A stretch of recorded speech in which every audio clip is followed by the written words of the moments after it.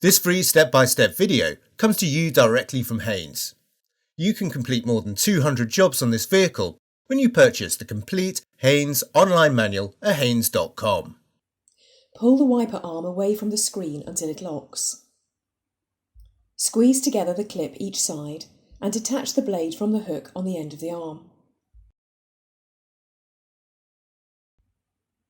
Locate the new blade onto the hook, then clip it into the arm. Gently lower the blade to the screen.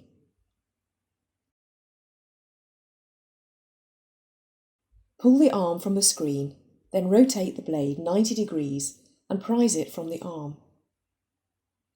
Locate the pivot pin of the new blade with the slot in the arm, then firmly press it into place. Gently lower the blade to the screen.